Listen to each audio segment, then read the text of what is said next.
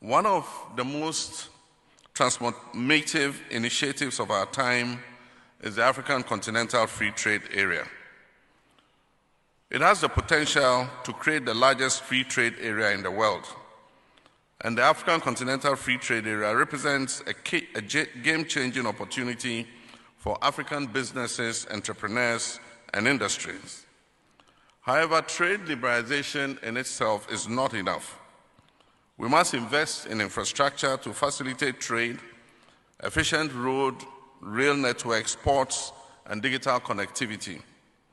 We must strengthen African supply chains to ensure that our industries produce goods and services that meet both regional and global standards.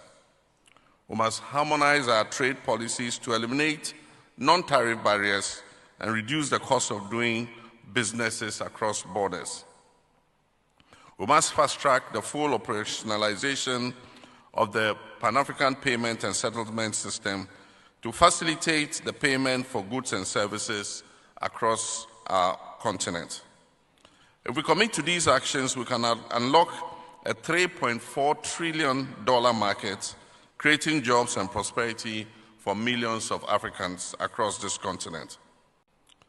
We must move beyond being exporters of raw material to become producers of finished goods, whether it is cocoa in Ghana, oil in Nigeria, copper in Zambia, or diamonds in Botswana.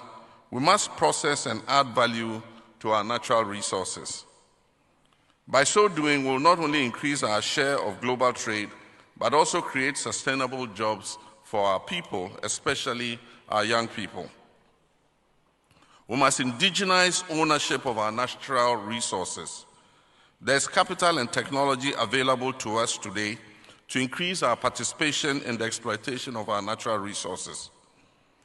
Our governments must therefore work hand in hand with the private sector to drive industrialization through special economic zones that encourage manufacturing and innovation, access to finance for small and medium-sized enterprises, which are the backbone of our economies, investments in technical and vocational education to equip our youth with the skills needed for industries of the future.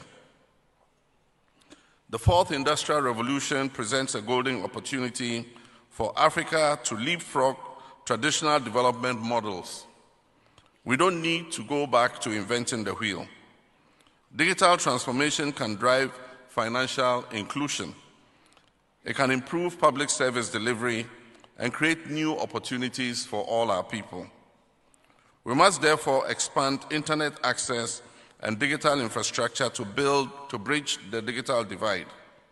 We must encourage fintech and e-commerce to facilitate trade and economic participation. We must invest in research and development to support our homegrown innovations. Technology indeed has the power to make Africa more competitive if we embrace it strategically.